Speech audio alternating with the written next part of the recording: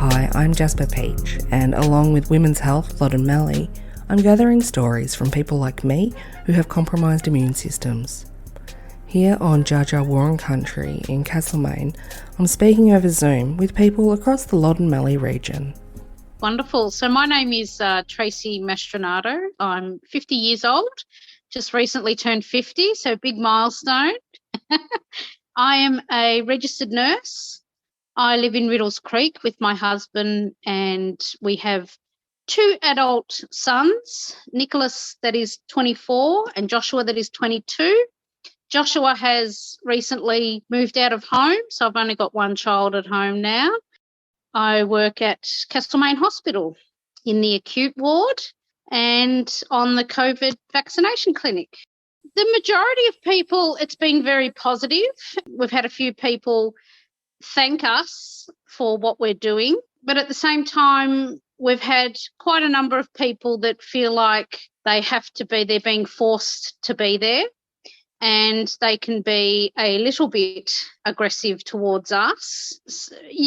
There's just a little bit of attitude in the way they speak to you. It's not like we can do anything about it. We didn't make the rules. We're just trying to do our job. But on the whole, we've been very busy, and I think the uptake of the vaccination in the Castlemaine area has been very, very positive, very, very strong positive reaction, and I think we've got a good percentage of the population. What was it? When did COVID start? 2020, my husband was diagnosed with pancreatic cancer, which hasn't gone the best. I'm sorry, I'm going to start crying. So his surgery didn't go as planned, so he's now terminal. He's 52 years old. He's having chemotherapy every fortnight to basically stay alive. So I suppose I realise what COVID can do to him, you know. So we're all vaccinated, but it's very easy.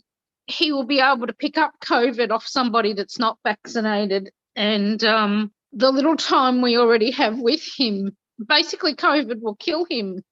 So it's not just about protecting yourself from getting COVID. If I get COVID, I'm healthy, I'm fit, and I'll probably just feel really crappy and be sick, but I won't die. But if I bring COVID home from work and give it to my husband, I can potentially kill him. So that's what I'd like people to know, that you're not just getting vaccinated just to protect yourself, and it's not just about you. And I think in society, it's very much me, and what affects me, and it's my right, and it's my this, and it's my that. But it's not just you. It's somebody that can't be vaccinated, or somebody that, even if they are vaccinated, the outcome isn't great for them if they catch it. So as I said before, I'm 50 and John is 52.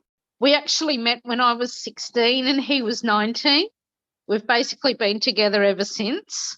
He's just a very loving man. He works really hard to provide for us, and even though he's going through chemotherapy every second week, he still goes to work practically full time. He's barely taken a day off the whole time, apart from the times he's been in hospital having the surgery. Yeah, we've just been together we've been married for 25 years, but we've been together for over 30. I don't know, I've spent more of my life with him than without him, I suppose. So yeah, after his surgery, we were told that it had metastasized to his liver. There's no chance of recovery for my husband, unfortunately. We went into surgery thinking one thing. We thought that the cancer and his pancreas was just going to be removed, and it was during the surgery that they realised that it had already metastasised to his liver. The day was going one way and just sort of did a complete 180 backflip, whatever you want to call it, and the day ended completely different.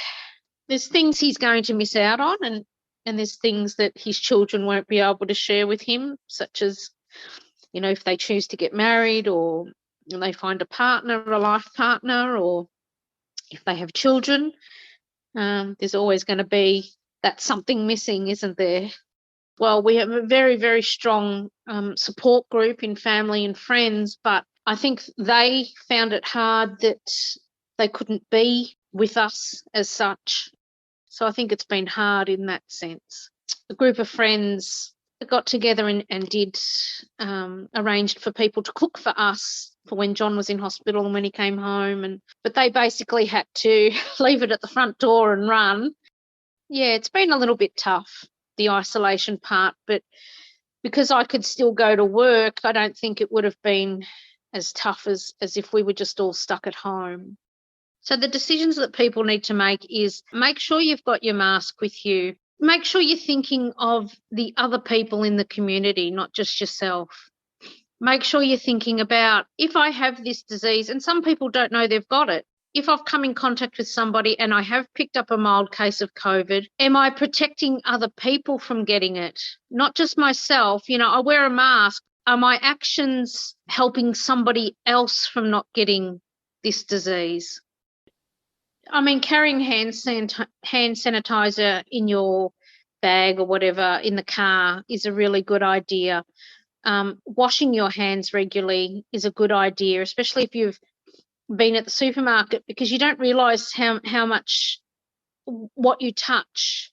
You're touching the trolley, you're touching products on the shelf, you're picking up fruit, you're putting down fruit. People don't realise exactly how many things you touch in the day. And I don't think people realise also how many times you touch your face. It's amazing how many times you will touch your face in a day. I think people are becoming complacent because the rules are changing all the time, and they're told one thing. Even with the vaccinations, you were told, get double vaxxed and life will be going back to normal. We can open up. Well, that hasn't happened. You look at Western Australia, you look at Queensland, people went out and got double vaxxed and then they changed the rules, so to speak. You still can't go visit your loved ones in hospital. People still can't go visit their parents in nursing homes. I go to work and I have to care for people as well. I have to care for sick people as well. I go to work and I have to care for people that are palliative care and dying, and I have to be professional. I think I'm a much more aware of what is going to happen to John than probably other people. Yeah, so I think people just need to know that nurses have private lives as well. And the last thing I want to do is bring this home to my husband because I was doing my job. There's this real me mentality in society at the moment where I don't think it was like that, say, 50 years ago or even longer. If something had to be done, people just did it for the good of the community. And I think during COVID, there's been a loss of that. I really do feel there's a loss of that. Do something for the community. It just seems to be all about me and what's best for me and only me. It's just that little circle that just surrounds me, and not people that are immune compromised and can't necessarily afford to get sick. Because if they get sick, it's not just like the flu for them. It can be life threatening. I just like to stress again that getting vaccinated isn't just about you, about protecting people that virus can kill. It's protecting the people that might just, when you get it, will seem like an inconvenient, horrible flu or bad cold, but for somebody that is immune compromised, it's a matter of life and death.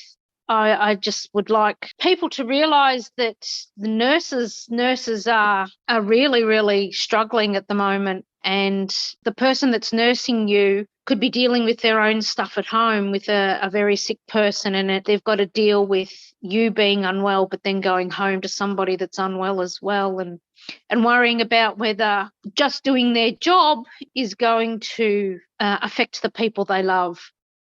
You can play your part in protecting people in our community who have compromised immune systems.